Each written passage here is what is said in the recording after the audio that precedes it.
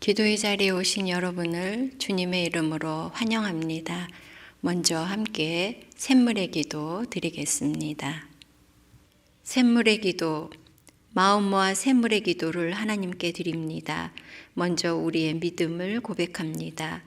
우리 주 하나님이여, 영광과 존귀와 권능을 받으시는 것이 합당하오니 아멘. 여호와 우리 하나님은 천지와 만물을 창조하신 창조주이심을 고백합니다. 주님의 거룩하고 아름다우신 이름을 찬양하며 경배하오니 주님 홀로 영광을 받으시옵소서. 교회와 예배를 위해 기도합니다. 더러는 좋은 땅에 떨어짐에 어떤 것은 100배, 어떤 것은 60배, 어떤 것은 30배의 결실을 하였느니라. 아멘. 지금도 말씀하시는 하나님, 샘물에 주의 말씀이 흥왕하여 다스리시고 주일 예배 가운데 말씀의 은혜와 하나님의 임재를 경험하게 하옵소서. 성도들이 작은 목자 훈련에 힘써 참여하여 말씀으로 삶이 변화되는 거룩한 경험을 하게 하옵소서. 목장과 VIP를 위해 기도합니다. 너희 눈을 들어 밭을 보라. 희어져 추수하게 되었도다. 아멘. 추수할 일꾼을 부르시는 주님, 샘물의 목장이 함께 모여 예수 행복을 경험하고 예수 사랑을 나누는 목장이 되게 하옵소서. 목장마다 한 목장 한 영혼 세려주기에 동참하여 VIP를 품고 기도하게 하시고 사람을 남기는 샘물이 되게 하옵소서. 다음 세대와 성도들을 위해 기도합니다. 여호와로 인하여 기뻐하는 것이 너희의 힘이니라. 아멘. 우리의 힘과 능력이 되시는 하나님, 우리 자녀들을 주님께 의탁합니다. 혼탁한 세상에서 주님의 말씀대로 믿고 주님의 말씀대로 살아가는 믿음의 세대가 되게 하옵소서. 어릴 때부터 하나님을 알고 사랑하게 하시고 하나님을 경외하는 청년들이 되게 하옵소서. 주님께서 성도들의 건강과 형편을 보살펴 주시고 어떤 상황에도 하나님을 기뻐함으로 승리하는 성도가 되게 하옵소서. 나라와 선교를 위해 기도합니다. 땅의 모든 끝이여 내게로 돌이켜 구원을 받으라. 나는 하나님이라 다른 이가 없느니라. 아멘. 열방을 구원하시는 하나님, 샘물의 성도들이 가는 선교사, 보내는 선교사로 구원의 하나님을 증거하는 선교적 삶을 살게 하옵소서. 이 나라에 하나님의 정의와 공의가 세워지게 하시고 갈라진 이 나라가 복음 안에 하나가 되게 하시며 나라의 갈 길을 인도해 주시옵소서. 우리의 힘과 도움이 되시는 예수님의 이름으로 기도드립니다. 아멘. 함께 나눌 말씀은 마태복음 16장 21절에서 28절 말씀입니다. 이때로부터 예수 그리스도께서 자기가 예루살렘에 올라가 장로들과 대제사장들과 서기관들에게 많은 고난을 받고 죽임을 당하고 제3일에 살아나야 할 것을 제자들에게 비로소 나타내시니 베드로가 예수를 붙들고 항변하여 이르되 주여 그리마옵소서. 이 일이 결코 주께 미치지 아니하리이다. 예수께서 돌이키시며 베드로에게 이르시되 사탄아 내 뒤로 물러가라. 너는 나를 넘어지게 하는 자로다. 내가 하나님의 일을 생각하지 아니하고 도리어 사람의 일을 생각하는도다 하시고 이에 예수께서 제자들에게 이르시되 누구든지 나를 따라오려거든 자기를 부인하고 자기 십자가를 지고 나를 따를 것이니라. 누구든지 제 목숨을 구원하고자 하면 잃을 것이요 누구든지 나를 위하여 제 목숨을 잃으면 찾으리라. 사람이 만일 온 천하를 얻고도 제 목숨을 잃으면 무엇이 유익하리요? 사람이 무엇을 주고 제 목숨과 바꾸겠느냐? 인자가 아버지의 영광으로 그 천사들과 함께 오리니 그때에 각 사람이 행한 대로 갚으리라. 진실로 너희에게 이르노니 여기 서 있는 사람 중에 죽기 전에 인자가 그 왕권을 가지고 오는 것을 볼 자들도 있느니라. 오늘 나눌 말씀의 제목은 십자가의 진실입니다. 예수님께서는 주는 그리스도시요 살아계신 하나님의 아들이십니다 라는 고백을 들으신 이후에 비로소 예수님이 당하실 고난과 죽음 그리고 부활에 관해 말씀하기 시작하셨습니다. 즉 십자가를 말씀하신 것이죠. 그러나 예수님을 메시아로 고백한 베드로조차 예수님의 십자가를 강하게 반대하였습니다. 십자가에 담긴 하나님의 마음, 하나님의 진심을 알지 못한 것이죠. 그러면 우리는 예수님의 십자가를 얼마나 잘 알고 있을까요? 그리고 어떻게 반응하고 있을까요? 본문을 통해 십자가에 담긴 진실을 살피고 그에 합당하게 응답하고자 합니다. 십자가의 진실, 첫째는 십자가는 사랑입니다. 십자가는 우리를 위해 일하시는 하나님의 사랑입니다. 예수님께서 제자들에게 예루살렘에 올라가 종교 지도자들에게 고난을 받고 십자가에서 죽으시고 다시 살아나실 것을 말씀하셨습니다. 그런데 예수님의 제자들이 이 말씀을 달가워하지 않았죠.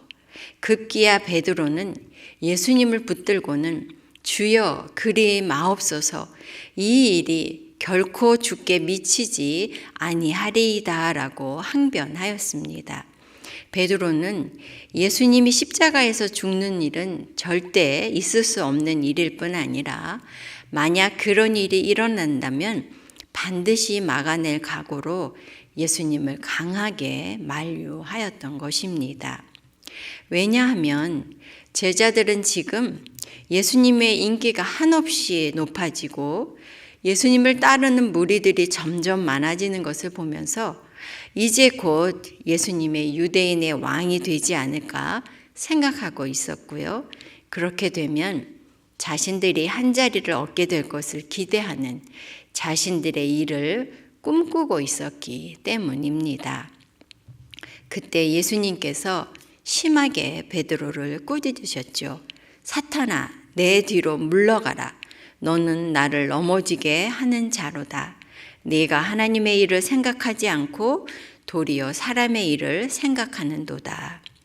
예수님께서 십자가를 지는 것이 하나님의 뜻이요 하나님의 일인데 예수님의 십자가를 반대하는 것은 하나님의 일을 회방하는 사탄이라고 꾸짖으시는 것입니다.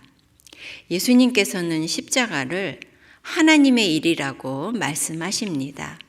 하나님께서 계획하시고 하나님께서 이루시는 일입니다. 구체적으로 말하면 하나님의 아들을 십자가에 내어주고 십자가에 못 박는 일입니다. 그런데 하나님께서 왜 그 일을 하십니까?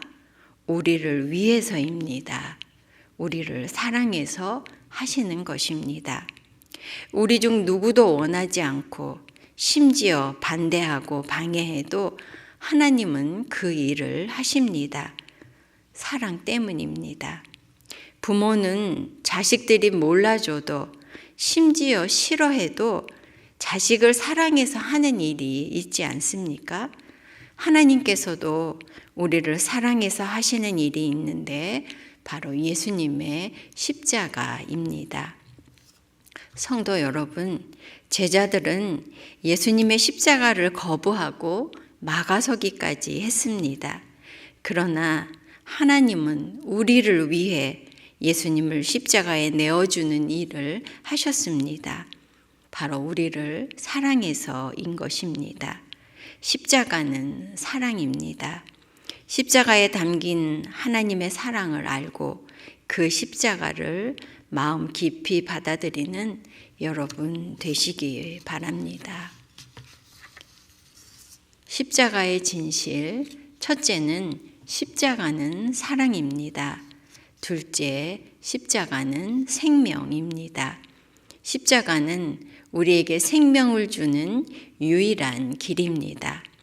예수님께서는 이 땅에서 모든 병을 고치고 바람과 바다도 잔잔케 하시고 오병이어로 5,000명을 먹이시는 등 온갖 기적을 행하셨습니다.